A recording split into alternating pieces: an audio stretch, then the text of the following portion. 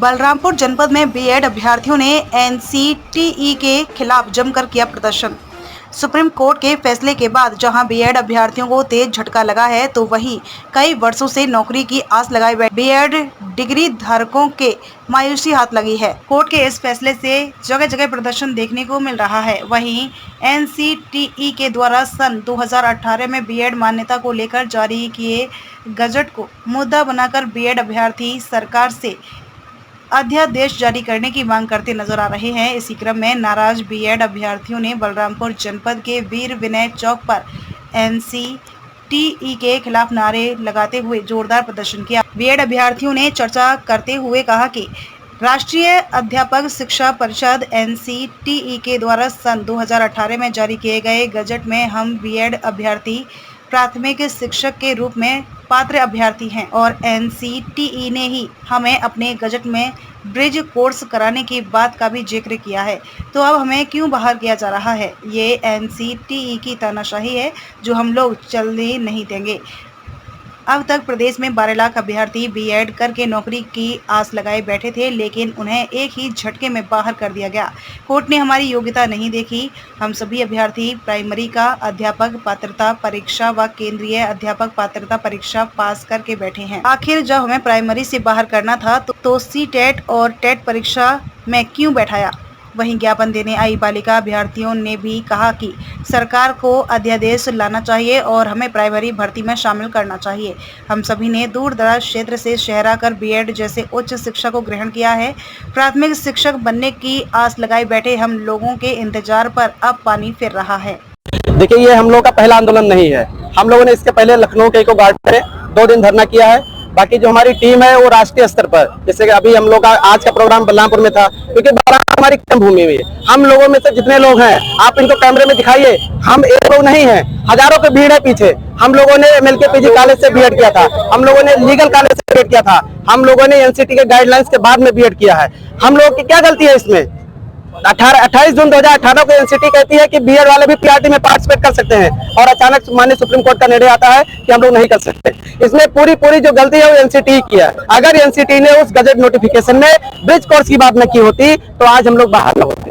अगर bridge course की बात उन्होंने किया था तो उस ब्रिज कोर्स का सिलेबस उन्होंने डिजाइन किया होता। आज 5 साल हो गया, 5 साल से ज्यादा समय का हो गया, और अभी भी उन्होंने 6 महीने का जो ब्रिज कोर्स की बात की थी उसको उन्होंने नहीं डिजाइन किया। आखिर हम बीएड में, ये हमारी जो बहनें हैं, ये इन बहनों ने पढ़ाई की जगह उन्हें शादी के साथ पढ़ाई चुना है।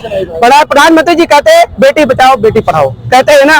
अगर हमारी बहनों ने पढ़ाई किया कि हम अपने ऊपर खड़े होकर हम समाज के आगे बढ़ेंगे, समाज का नेतृत्व करेंगे, इन हमारी बहनों ने क्या अपराध किया है? हम एनसीटी से पूछना चाहते हैं कि आपकी गलती को ये हमारी बहनें और हम जैसे हजारों भाई, लाखों भाई क्यों भुगते? भाई, अगर आपको हमको बीएड में नहीं हमको अगर प्राइमरी में नहीं पार्टिसिपेट करना था तो आपने गजट नोटिफिकेशन पीआरटी की बात क्यों की थी? अगर आपने ब्रिज कोर्स की बात की तो 5 साल मैम कम नहीं होता है। 5 साल बहुत बड़ी चीज होती है। एक लड़का 5 साल में मम्मी पापा को पहचानने लगता है, मम्मी पापा कहने लगता है। 5 साल छोटी बात नहीं हुई। अगर आपने ब्रिज कोर्स की बात की थी तो ब्रिज कोर्स की आपने डिजाइन क्यों नहीं किया? ये हमारी बहनें हैं, आप इनसे भी पूछिए किन परिस्थितियों में इन्होंने बीएड किया है।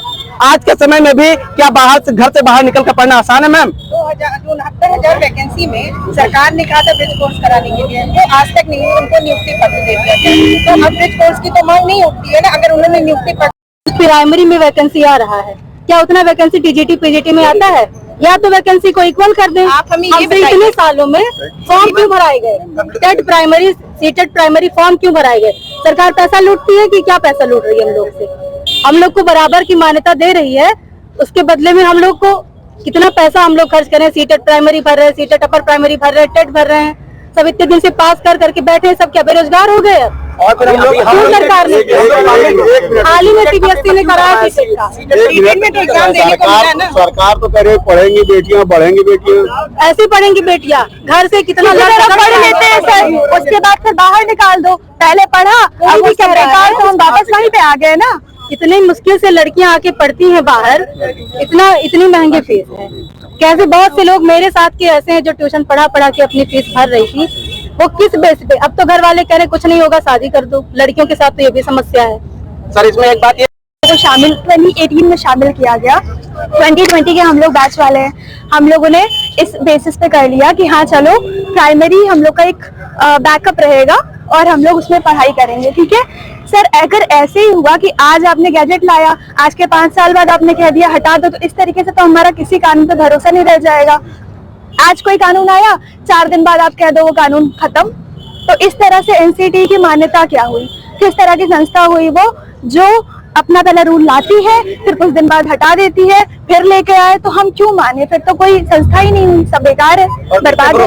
आपकी मतलब मांग क्या है, किससे मांग है? सर मेरी मांग है कि गवर्नमेंट को ऑर्डिनेंस लाना चाहिए। ये सुप्रीम कोर्ट ने ये बोला है कि हम लोग को अलग कर दिया है, बट गवर्नमेंट से मांग है कि वो ऑर्डिनेंस लेकर आए, हम लोगों को एटलीस्ट जो 2018 से और उसके बाद अब तक के पास आउट से उनके लिए कोई बीच का रास्ता निकाले, ताकि हम लोग का कुछ बन सके, हमारे लिए कुछ हो सके, हमारा नुकसान तो ना हो। क्योंकि इस तरीके हम लोगों ने किस तरह बीएड किया वो लोग देखने आए हैं, पता नहीं कितने सारे लोग हैं यहाँ पे, किस तरीके से लोन लेकर किसी न किसी तरीके से बीएड करा, एंट्रेंस निकाला हम लोगों ने, उसके बाद क्या हम लोग वैसे वहीं पे पहुंच गए जहां से हमने शुरुआत की थी। 2020 से शुरुआत की थी, 2020 पे जाके पहुंच गए, फिर से वही सब देखो जो बीएड करने से पहले जो एग्जाम्स हम देख रहे थे उसी पे आके अटक गए। हम टीचर बनना।